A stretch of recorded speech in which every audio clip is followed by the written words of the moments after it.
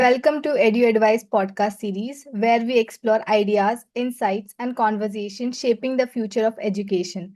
I'm Monica, and in today's episode, we are diving into the question that concerns every student, educator, and policy makers. How are education system evolving, and are they truly preparing students for the future?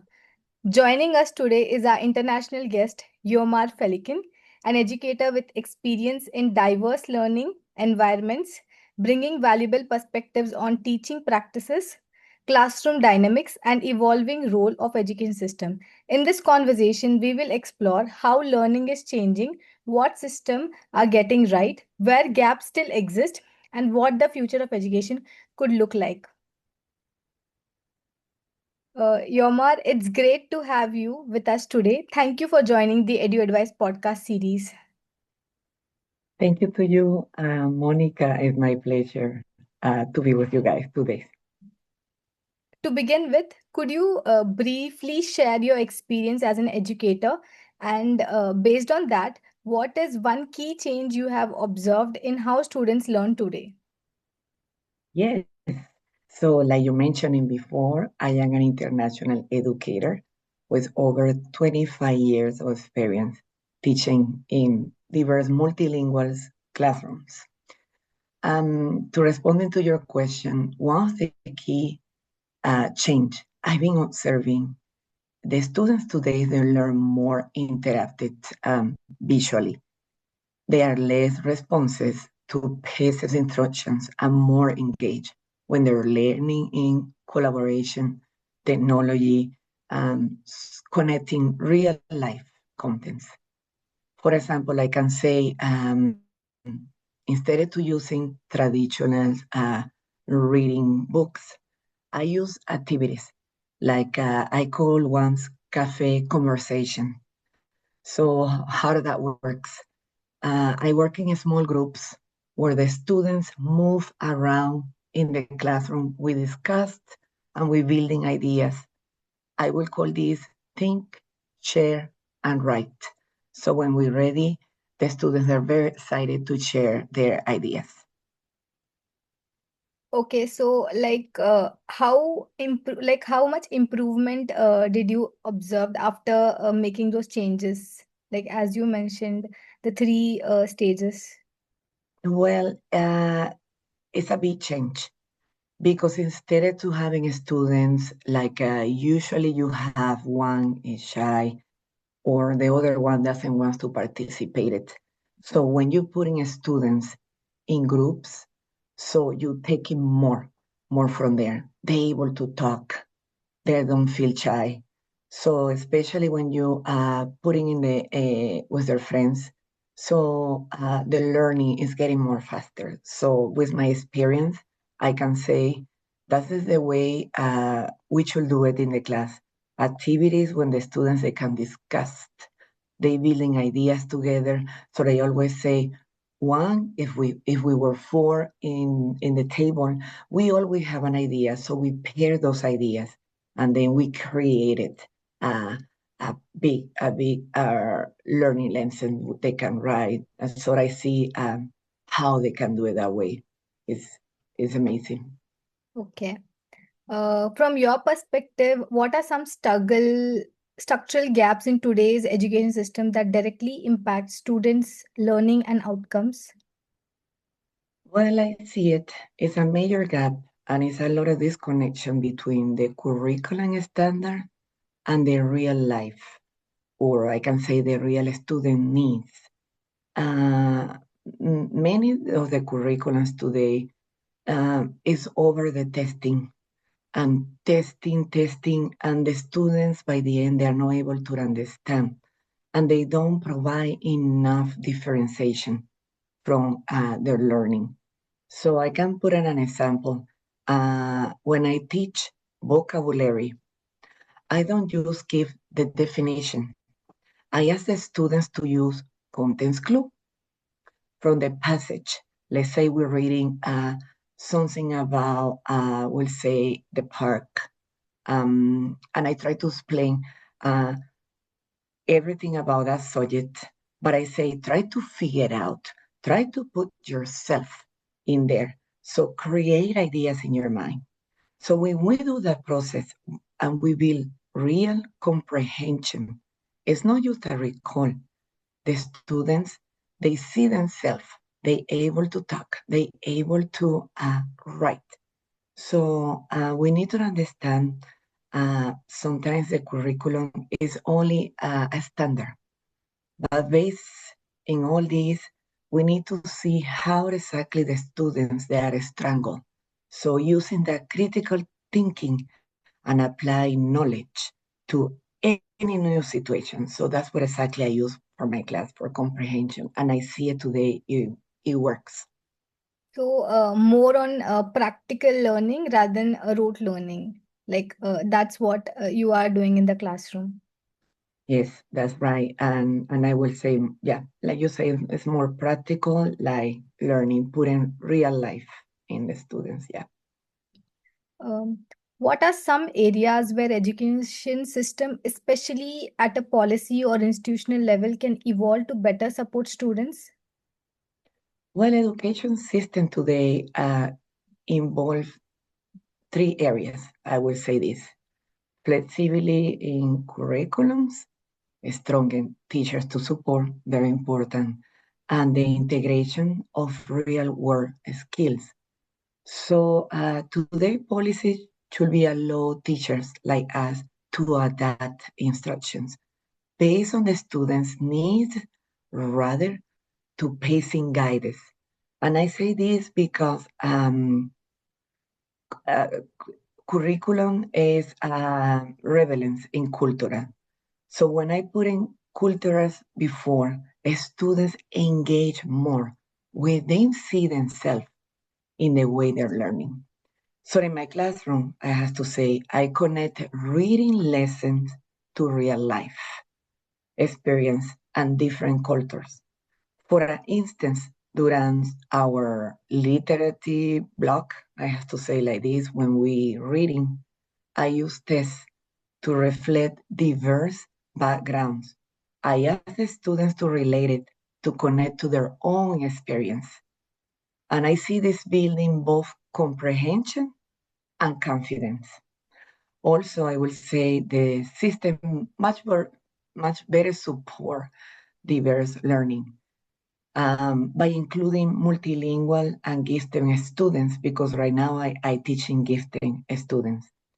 So in my class, I make a very difference in instructions. I provide sentence stems, guide questions, or extension tags. For example, where the students identify the author purpose, I using something I call HI, persuade, inform, and entertain. So other challenges to rewrite the test, and we're making difference when we're doing this. So I pushing the students thinking, and by the end I see it that work. So, you mean to say focusing more on holistic development should be the target of the institutes and the policymakers? That's right. How aligned do you think schools and college curriculum are with real world skills students actually need today? Well, it is a partial alignment, but very significant gap remain still. School today prioritize memorization over application. But if we have to talk about the real world success that required problem solving, communication, and adaptability. Uh, Example, I see students rarely practice a skill like collaboration, let's say, or financial literacy. This is very essential in the school because it's still a gap. But how, as a teacher, I can make it work? So I use a bridge. For example, when the students write, I ask them to support their answer with the evidence from the test. This build communication, and that's build a skill for the students to be able to answer their questions. So I approach myself, and I give it like a little beginning from the sentence. And I ask one on one, what do you think about this? So they answer to me back, I think I believe this is here and it works that way. So we have to connect the student. It's a bridge. We're there to support and they can do it if we're able to do it. Yeah.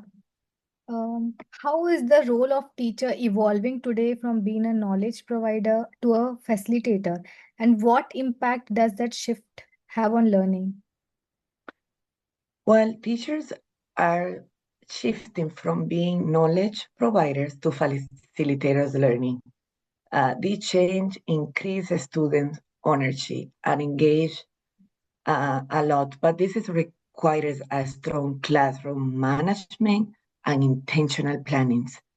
So I will say that instead of explaining everything and standing in the classroom and just talk, I got the students to analyze this and justify their answer using, like I say, evidence. My role today is more of a guide. For example, during reading, I ask a question. I say, what do you think the author wrote this? What do you think what is the purpose about this subject? So instead of giving the answer to the student is thinking independently rather than to rely on me because that's the situation that happened today. Uh, our role is has to be a facilitator. We're there to guide the students. And by follow the curriculum, like I say, we should be having more open mind to helping the students today. Yeah, like facilitator role would be done only when you all focus on conceptual learning rather than rote learning. Exactly. What are the most important skills students should be developing today that traditional education system may still be overlooking? Today, the students, they need critical thinking, communication, adaptability. I will say by the end, culture awareness. This is very important because traditional systems often overlook this in favor to contain coverage. So multilingual students, they are benefit from all this opportunity and to express ideas around across language that strengthen both communication and identity. Um, I teaching students to see how other cultures works. So I think that's the only way for them to see how communication will work around the world. So we creating a skill to the students to see how different areas and communication and we creating that identity in them. Yeah. Do you think education systems are designed to support individual learning styles, or do they still largely follow a one size fit all approach? I think most systems still follow one size fit all approach despite growing awareness of diverse learning style. Differentiation exists, but is not, unfortunately, constantly implemented. I see that today some students need more visual support, while others learn best through discussions or hands activities. For example, I have students that work independently, while others discuss in a small group, like I mentioned before, cafe conversation. So when I analyze and I see how the students are in the classroom, I give it the support and I give it the challenges to the others to go deeper and work in that areas they needed the more. So, like to ensure like we don't follow one size fit all approach, what would be your opinion on integrating AI for personalized learning?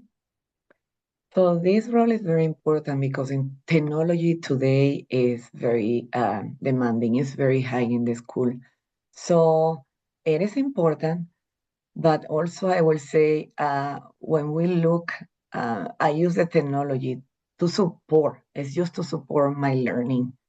but it's not for replace any books today, any curriculum. For example, students may use digital tools to read passages or to respond to a question, but the focus today is still on analyze.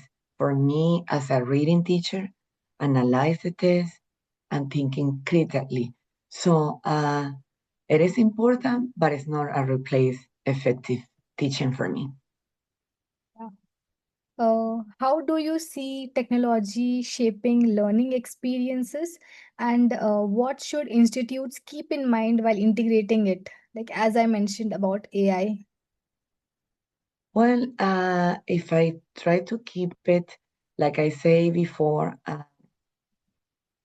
I will support learning goals and not replacing the teaching by AA. It works. I say to the students, we can use dictionary. That will be the last resources for me. But critical thinking today, technology is learning. It is important, but use it intentionality, but not be engaged completely in the technology, because that is exactly the situation happened today with the students. Here in America, we use computers every day, but we see less and less students writing now with a pencil. So for me, like I say, it will be a support, but it's not going to be a replace. I still working my all way to guiding the students. What is essential today for me is for them to write. Yeah.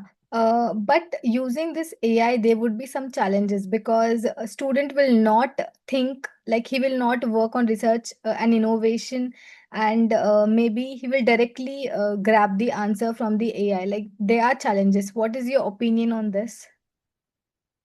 Well, there's still challenges today. Yes, like I say, it's a balance. It's that's including incorporation, but we have to do it in a good way, reducing, like I say, time for the computer time, and see sometimes it's unnecessary. So the student have resources in the school. We have library. They can pick up books. They can read. Times for reading in the classroom is very important. So I think as we using the IA, the technology with a balanced academic, it will be work. So we pair these two. Um, it has to be an instructor in the classroom. So that's what I use in my class, a balance for technology and for the classroom too. Yeah. Some of the countries globally are banning social media and mobile phones for the like kids below 15 and 18 years. Like as you mentioned, we need to follow a balanced approach. Then what is your opinion on this? Like the government is completely banning the mobile phones usage for kids. I think right now I see a difference, because the students to before they used to relate on the cell phones, and they keep the student more distracting.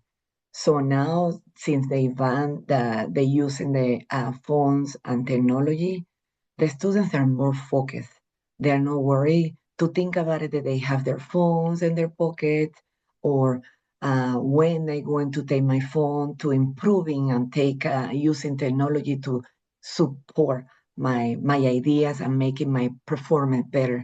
So by cutting these, I think they create more a free classroom where the students they feel more comfortable. They can share more ideas. You see, during discussions, the students they don't remind, they don't think about, oh, what did I have? Even if they make a mistake, they feel okay, they feel safe, and it's good to see it. The change it came much better now, I will say, with this one. Mm. Yeah, complete banning is not possible as well. Like going with balanced approach would be a great decision for the policymakers as well. Um, how can education system better address student stress and mental well-being while maintaining academic standards? Yes, so it's a challenge to prepare the student today. for me, I will redesign, if I have the chance to do it, I will redesign a curriculum and I will focus to apply learning, connecting academic content to a real world situation. The students, they really learn when we're talking about something happening around them in the neighborhood, with their family. So a student should be regularly engaged in problem solving tasks that minor real challenges. Example, instead to isolating lessons, students could work on a project like analyze community issues, creating solutions, integrating multiple subjects. So I will make learning more connecting to real life. Um, let's say when I'm talking about persuade tests, I ask the students to relate it to a real work situations, like advertising, what the social media say if they listen to the news. So they can be able to understand uh, this skill apply outside the classroom. What you can do in any type of situation. Let's say um, something happened, how do you can answer that way? So when we're creating connection, academic connection to real life, the students are very prepared to then instead to be thinking about curriculum and testing. This is the key word today, making those students grow their mind, making more ideas, making them thinking. Since social media, since technology is advancing more and more and more, unfortunately, the students, they are not able to think. They're using more now, like they say, ChatGPT and all those apps to integrate it, their thinking. Yeah, what I feel is mental well-being is one of the important factor for cognitive development of the student. So it's very important to focus on it. Yeah, and for me, it's like applied learning. For me, is the key. Apply learning connections, academic with the work. And we're doing that, and I'm doing this in my class since an international teacher. I try to always implement ideas from anywhere of the world. Any situation happen, I make it an example. I say, listen, guys, today, do you heard the news about what happened in Brazil, in Canada? And we discuss. We have a very we using discussion to remain to students they are were participating and what we can make a solutions today in real life. Yeah, like is there any particular initiative taken by US government for mental well-being of the students? Yes, they have. They have. They integrating more and more today. You see it because we see most of the students today, even in the school, um, right now, since they're using this technology, there's a lack. It's a lack of emotionally. We can tell that a few students they feel stressed, a few students they feel not safe today. So by doing cooperation and contribution in the school, we have counselors. They have programs that they help in the students to all these situations today. They come into the classroom and they offer to the student a few little webinars to prepare them to all kind of situations today. Yeah. If you could redesign one aspect of education system to better prepare students for the future, what would you change first? Whatever I can change the curriculum right away. More depending, like curriculum is always the same repetition. We have to including multicultural learning to the students today. The students, they need to know what's going on in other countries, what the other students passing by in other countries do, how they do to learning. I'm putting like those practical examples. They should know more what's going on in our life because it's not about just to open a book and read about a subject. And then when the bell rings, the students, they leave, but they leave exactly the same way as they came in the beginning. So real life, it has to be including, multicultural has to be including in the curriculum today. Yeah. So, like you want to change it into practical learning rather than the current curriculum which we have. Yeah. Yes. Thank you so much for sharing your insights, Yoimar. This has been a deeply insightful conversation on how education systems are evolving and what truly needs to change to better support students. As we have explored today, the future of education is not just about curriculum or technology, it's about creating the system that are adaptive, inclusive, and centered around learners. To everyone listening, the question remains, we are preparing students for exams or for life. Thank you so much. Thank you for Thank you joining. so much, Miss Monica, to having me with you guys today. I very appreciate it. Thank you so much. Thank you.